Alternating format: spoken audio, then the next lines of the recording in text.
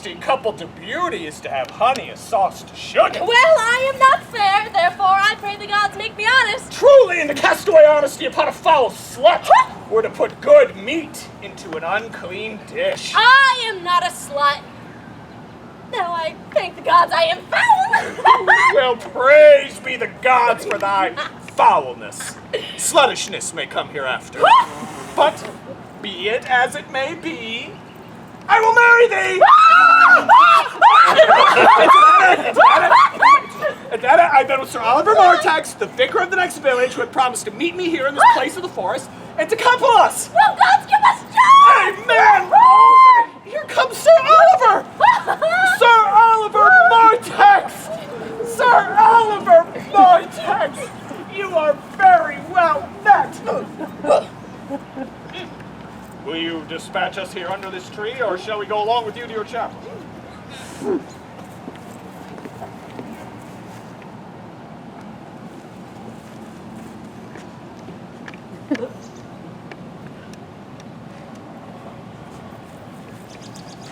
Is there none here to give the woman? I'll not take her on gift of any man! Truly she must be given, or the marriage is not lawful. Proceed! Proceed! I'll give her. Good, even good master! What you call it? How do you, sir? You are very well met. Will you be married, Motley? As the ox hath his bow, sir, the horse his curb, and the falcon her bells, so man hath his desires. And as pigeons bill, so wedlock would be nippling.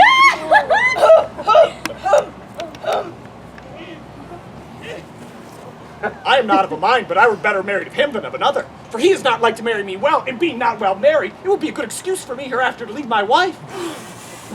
Come, sweet Audrey, we must be married or we must live in debauchery.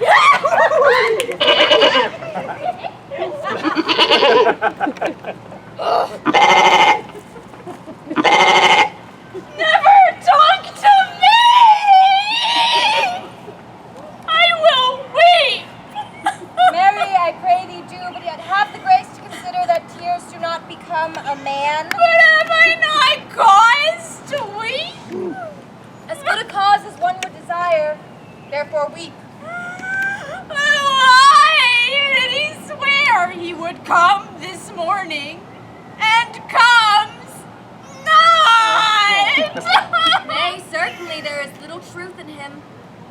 Not true enough? Aye, when he is in, but I think he is not in. You've heard him swear downright he was. Was, is not, is. Besides, the oath of a lover is no stronger than the word of a tapster. They are both the confirmer of false reckonings. He resides here in the forest on the Duke, your father. I met the Duke yesterday and had much question with him. He asked me of what parentage I was. I told him of as good as he, so he laughed and let me go. But what talk we of fathers, when there is such a man as Orlando? Oh, that's a brave man. He writes brave verses, speaks brave words, swears brave oaths, and breaks them bravely. But all's brave that youth mounts and folly guides. Look who's here. Oh, mistress and master, you have oft inquired after the shepherd that complained of love who you saw sitting by me on the turf, praising the proud, disdainful shepherdess. That was his mistress. Well, and what of him? If you will see a pageant truly played between the pale complexion of true love and the red glow of scorn and disdain, go hence a little, and I shall conduct you, if you will mark it. Oh, come, let us remove. The sight of lovers feedeth those in love. Bring us to this sight, and you shall say I'll prove a busy actor in their play. Sweet Phoebe, do not scorn me. Do not, Phoebe. Say that you love me not, but say not so in bitterness. The common executioner whose heart the accustomed sight of death makes hard, falls not the axe upon the humbled neck, but first begs pardon.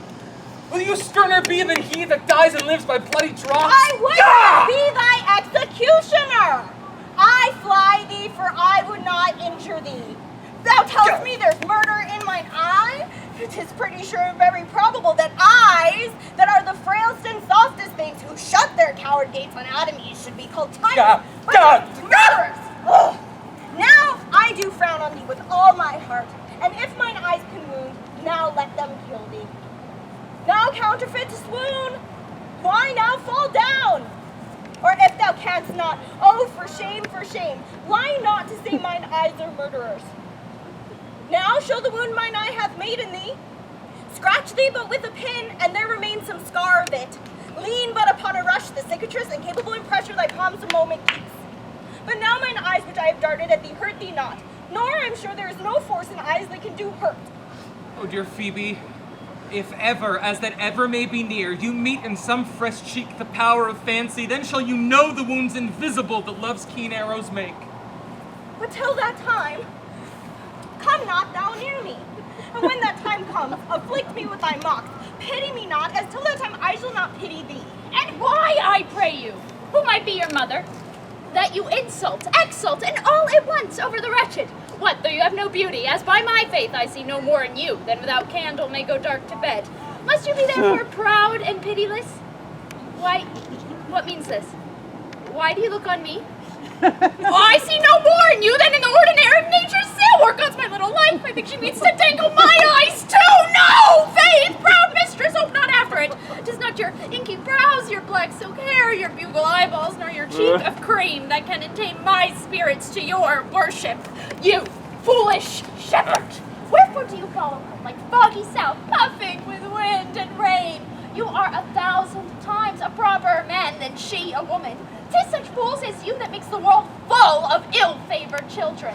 'Tis not her glass, but you that flatters her, and out of you she sees herself more proper than any of her lineaments can show her.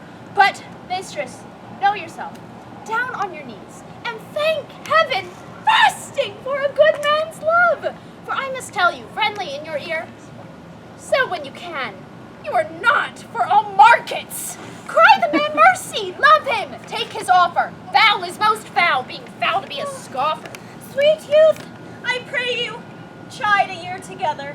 I had rather hear you chide than this man woo. I pray you, do not fall in love with me, for I am falser than vows made in wine. Besides, I like you not.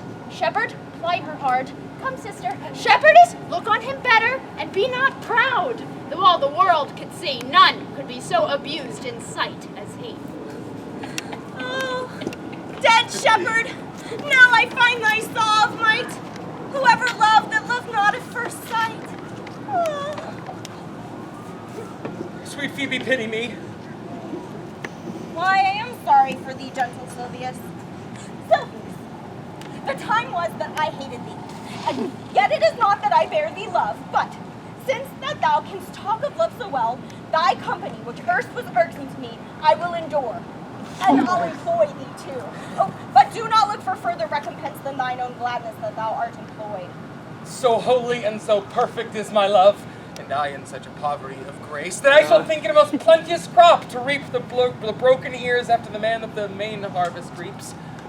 Loose now and then a scattered smile, and that I'll live upon. Knowest now the youth that spoke to me erewhile? Not very well, but I have met him oft. It's about the cottage in the bounds the old Carlet once was master of. Think not I love him, though I ask for him. 'Tis but a peevish boy. Oh, yet he talks well. But what care I for words? Yet words do well when he that speaks them pleases those that hear. Oh, it is a pretty youth. Not very pretty. But sure he's proud, and yet his pride becomes him. He'll make a proper man. The best thing in him is his complexion. Oh, and faster than his tongue did make offenses, I did heal it up. He's not very tall, but for his years he is tall. His leg is but so-so, yet 'tis well. There was a pretty redness in his lip, with a little riper and more lusty red than that mixed in his cheek. 'Twas just the difference between the constant red and mingled damask. Oh, there be some women. Silvius? Had they marked him in parcels as I did, would have gone near to fall in love with him. But for my part, I love him not nor hate him not. And yet, I have more cause to hate him than to love him. For what had he to do to chide at me? He said mine eyes were black, and my hair black, and now I remember scorn made me. I marvel why I answered not again. But taunting letter, and thou shalt bear it. Wilt thou, Silvius?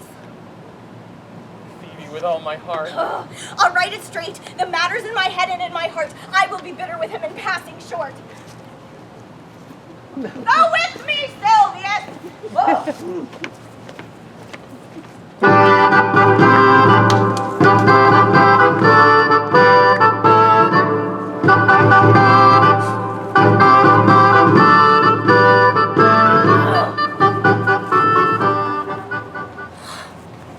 Good day and happiness, dear Rosalind. Why, how now, Orlando? Where have you been all this while? You a lover? And you serve me such another trick. Never come in my sight more. My fair Rosalind! I come within an hour of my promise. Break an hour's promise in love. He that will divide a minute into 1,000 parts and break but a part of the 1,000th part of a minute in the affairs of love. It may be said of him that Cupid hath clapped him o'er the shoulder, but I'll warrant him heart whole. Pardon me, fair Rosalind. Nay, and you be so tardy, come no more in my sight. I'd as lief be wooed of a snail. Of a snail? Aye, of a snail. For though he comes slowly, he carries his house on his head. A better jointure, I think, than you make a woman. Besides, he brings his destiny with him. What's that? Why, horns, which such as you are fain to be beholding to your wives for. But he comes armed in his fortune and prevents the slander of his wife. Virtue is no horn maker, and my Rosalind is virtuous. And I am your Rosalind. It pleases him to call you so, but he hath the Rosalind of a better leer than you. Come, woo me. Woo me. For now I'm in a holiday humor and like enough to consent. What would you say to me now, an I were your very, very Rosalind? I would kiss before I spoke. Nay, you were better speak first, and when you were gravelled for lack of matter, you might take occasion to kiss. How if the kiss be denied? Why, then she puts you to entreaty, and there begins new matter. Who could be out, being before his beloved mistress? Marry, that should you, if I were your mistress, or I should think my honesty ranker than my wit. What, of my suit? Not out of your apparel, and yet out of your suit. Am not I your Rosalind? I take some joy to say you are, because I would be thinking of her. Well, in her person, I say I will not have you. Well then, in mine own person, I die! No, Faith, die by attorney. The poor world is almost 6,000 years old, and in all this time there was not any man died in his own person, videlicet, in a love cause. Men have died from time to time, and worms have eaten them, but not for love. I would not have my right Rosalind of this mind, for I protest, her frown might kill me. By this hand, it will not kill a fly. But come, now I will be your Rosalind in a more coming on disposition, and ask me what you will. I will grant it. Then love me, Rosalind. Yes, Faith, will I, Fridays and Saturdays and all. And wilt thou have me? Aye, and 20 such. What sayest thou? Are you not good? I hope so. Why then can one desire too much of a good thing? Come, sister, you shall be the priest and marry us. Give me your hand, Orlando. What do you say, sister? Pray you, marry us. I cannot say the words. You must begin, will you, Orlando? Go to. Will you, Orlando, have to wife this Rosalind? I will. Aye, but when? Why now? As fast as she can marry us. Then you must say, I take thee, Rosalind, for wife. I take thee, Rosalind, for wife. I might ask you for your commission, but I do take thee, Orlando, for my husband. There's a girl goes before the priest, and certainly a woman's thought runs before her actions. Now tell me, how long you would have her after you have possessed her? Oh, forever and a day. Say a day without the ever. No, Orlando! Men are April when they woo, December when they wed. Oh. Maids are May when they are maids, but the sky changes when they are wives. I will be more jealous of thee than a Barbary cock pigeon over his hen, more clamorous than a parrot against rain, more newfangled than an ape, more giddy in my desires than a monkey. I will weep for nothing, like Diana at the fountain. And I will do that when you are disposed to be merry. I will laugh like Cain, and that when thou my Rosalind do so? By my life, she will do as I do. Oh, but she is wise. For these 2 hours, Rosalind, I will leave thee. Alas, dear love, I cannot lack thee 2 hours. I must attend the Duke at dinner. By 2 o'clock, I will be with thee again. If you break 1 jot of your promise, or come 1 minute behind your hour, I will think you the most pathetical break promise, and the most hollow lover, and the most unworthy of her you call Rosalind, that may be chosen out of the gross band of the unfaithful. Therefore beware my censure, and keep your promise. With no less religion than if thou wert indeed my Rosalind. So adieu. You have simply misused our sex in your love parade. You must have your doublet and hose plucked from your head and show the world what the bird hath done to her own nest. Oh, Gus! My pretty little Gus, that thou didst know how many fathom deep I am in love. But it cannot be sounded. My affection hath an unknown bottom, like the Bay of Portugal. Or rather bottomless, that as fast as you pour affection in, it runs out. No! That same wicked bastard of Venus, that was begot of thought, conceived of spleen, and born of madness, that blind rascally boy that abuses everyone's eyes because his own are out. Let him be judge how deep I am in love. I tell thee, Aliena, I cannot be out of the sight of Orlando. I'll go find a shadow and sigh till he come. And I'll sleep.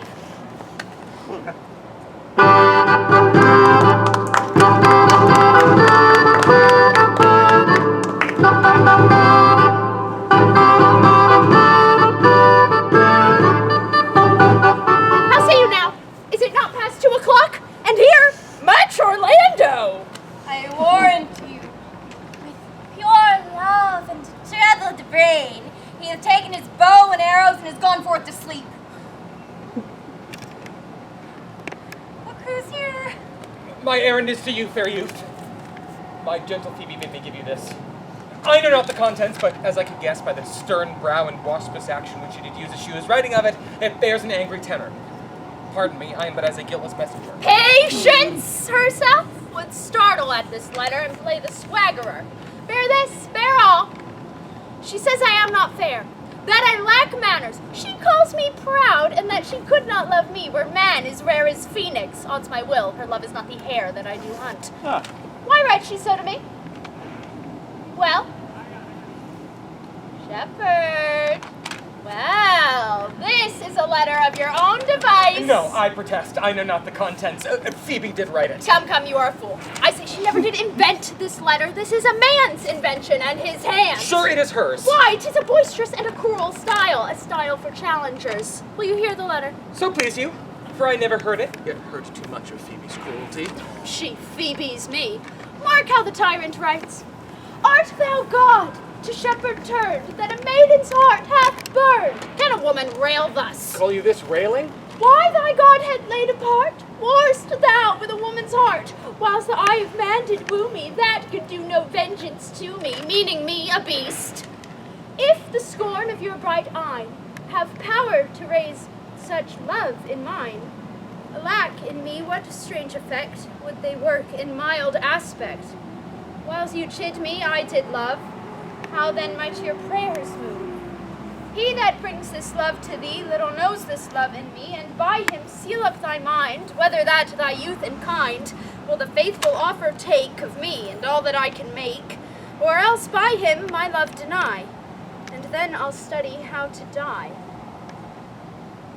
Call you this chiding? Alas, poor shepherd. Do you pity him? No, he deserves no pity. Wilt thou love such a woman? Not to be endured! Well, go your way to her, for I see love hath made thee a tame snake. And say this to her, that if she love me, I charge her to love thee. If she will not, I will never have her, unless thou entreat for her. If you be a true lover, hence, and not a word, for here comes more company. Good morrow, fair ones.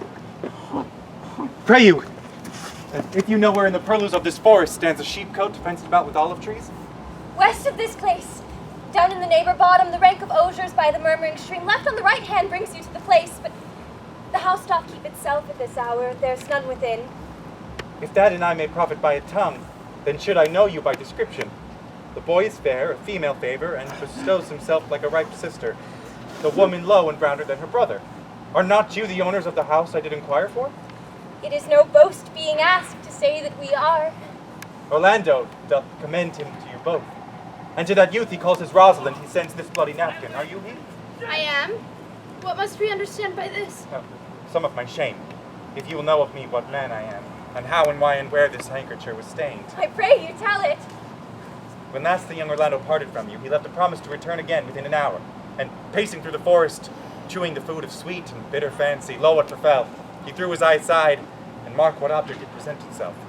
Under an oak, whose boughs were mossed with age, and high-top bald with dry antiquity, a wretched, ragged man, o'ergrown with hair, lay sleeping on his back. About his neck, a green and gilded snake hath wreathed itself, who with her head nimble in threats approached the opening of his mouth. But suddenly, seeing Orlando, it unlinked itself, and with indented glides did slip away into a bush, under which bush's shade a lioness, with udders all drawn dry, lay couching, head on ground, with cat-like watch, when that the sleeping man should stir.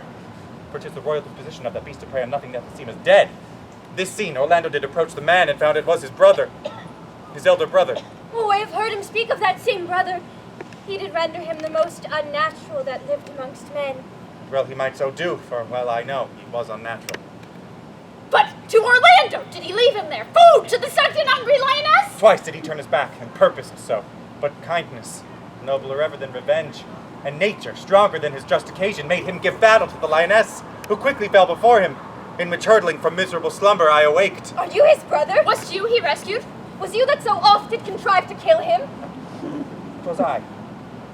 But 'tis not I. I do not shame to tell you what I was, since my conversion so sweetly tastes, being the thing I am. But to the bloody napkin! By and by, in brief, he led me to the gentle Duke, who gave me fresh array and entertainment, committing me into my brother's love, who led me instantly into his cave. There stripped himself, and here upon his arm the lioness had torn some flesh away, which all this while had bled. And now he fainted, and cried in fainting upon Rosalind. Brief, I recovered and bound up his wound, and after some small space, being strong at heart, he sent me hither, stranger as I am, to tell this story, that you might excuse his broken promise, and to give this napkin, dyed in his blood, unto that youth that he doth in sport call his Rosalind. Oh, my Ganymede! Sweet Ganymede! Many will swoon when they will look on blood. There's more in it. Cousin Ganymede! Look, he recovers.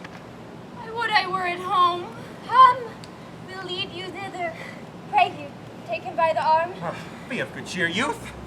You, a man. You lack a man's heart.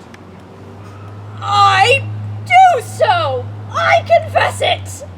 Ah! Sirrah! A body would think this was well counterfeited. I pray you tell your brother how well I counterfeited Hi-ho. This was not counterfeit. There is too great testimony in your complexion that it was a passion of earnest. Counterfeit, I assure you. Well, then take a good heart and counterfeit to be a man. Come, you look paler and paler. Pray you draw homewards. Good sir, go with us. That will I. For I must bear answer back. Are you excuse my brother, Rosalind? I shall devise something, but I pray you commend my counterfeiting to him. Will you go? I shall find time, Audrey! Patience, gentle Audrey! Faith, the priest was good enough for all the old gentlemen saying. A most wicked Sir Oliver, Audrey, a most vile Vortex! But, Audrey, there is a youth here in the forest lays claim to you. Aye, I know who 'tis. Here comes the man you mean. Good even, Audrey. God, you good even, William. And good even to you, sir. Good even, gentle friend. How old are you, friend? 5 and 20, sir. Ripe age. Is thy name William? William, sir. Fair name. Wast born in the forest here? Aye, sir. I thank God. Thank God. Good answer. Art thou wise? Aye, sir, I have a pretty wit.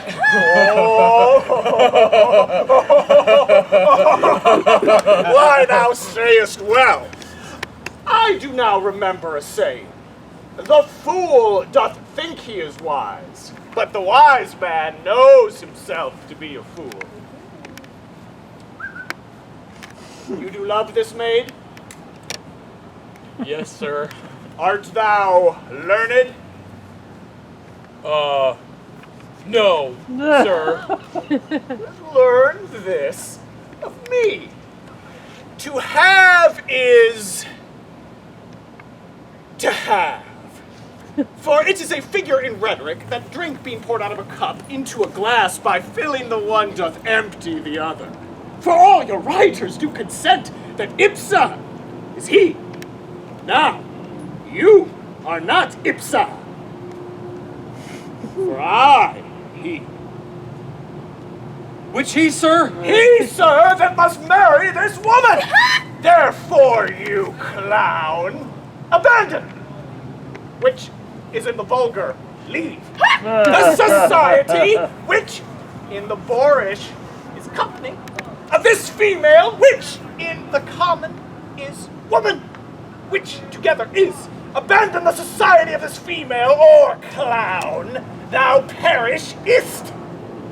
Or, to thy better understanding, diest. Or to wit, I kill thee. Make thee. I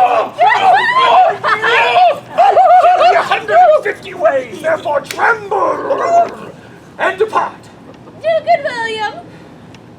God rest you, Mary, sir. Our master and mistress seeks you. Come, away. Oh, trip, Audrey. I.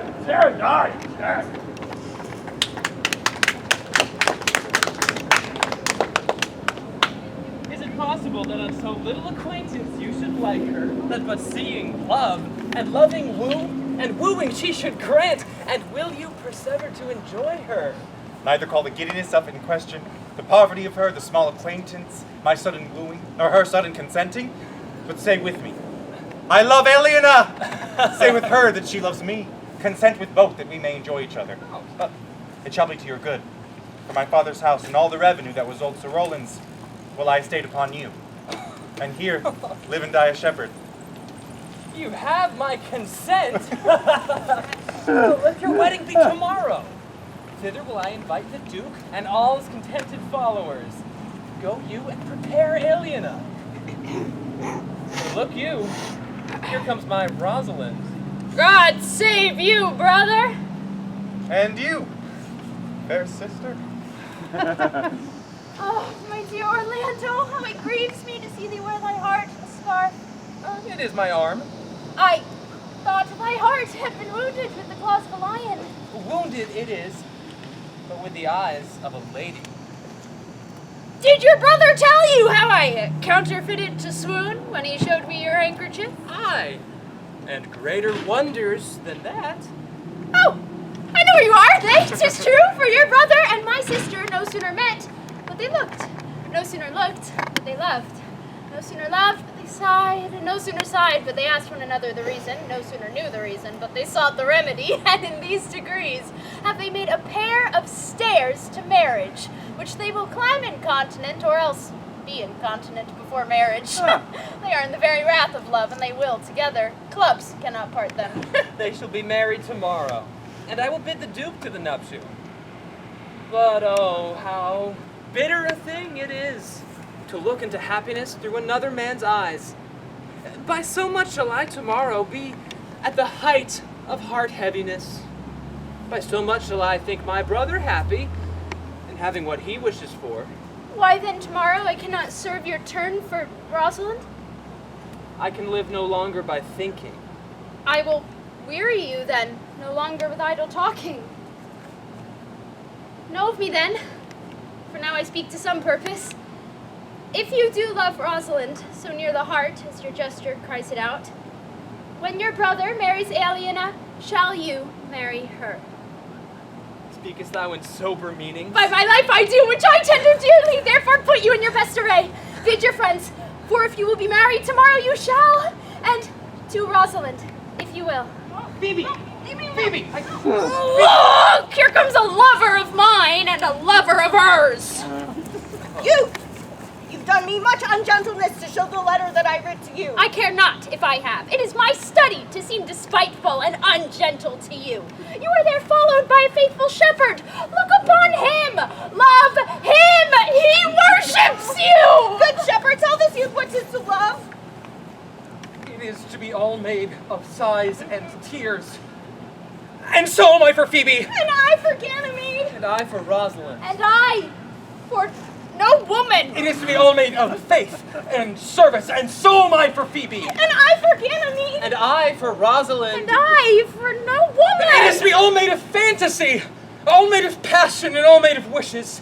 All adoration, duty, and observance, all humbleness, all patience, all impatience, all trial, observance, and so am I for Phoebe! And so am I for Ganymede. And so am I for Rosalind. And so am I, for no woman. If this be so, I blame you me to love you. If this be so, I blame you me to love you! If this be so, I blame you me to love you! Who do you speak to? I blame you me to love you. To her that is not here, nor doth not hear. Pray you no more of this! Just like the howling of Irish wolves against the moon. I will help you, if I can. I would love you, if I could. Tomorrow, meet me all together. I will marry you. If ever I marry woman, and I'll be married tomorrow, I will satisfy you.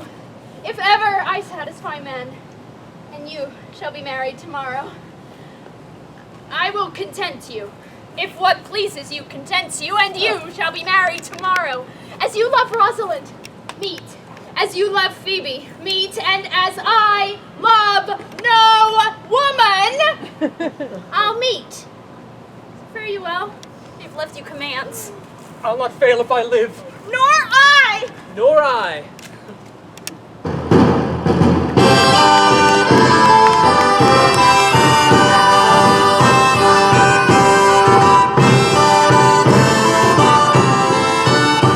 Dost thou believe, Orlando, that the boy can do all this that he hath promised it? I sometimes do believe, and sometimes do not. As those that fear, they hope, and know they fear. Patience once more, whilst our compact is urged. You say, if I bring in your Rosalind, you will bestow her on Orlando here? That would I, had I kingdoms to give with her. And you say you will have her when I bring her? That would I, were I of all kingdoms king. You say you'll marry me if I be willing. That will I, should I die the hour after. But if you do refuse to marry me, you'll give yourself to this most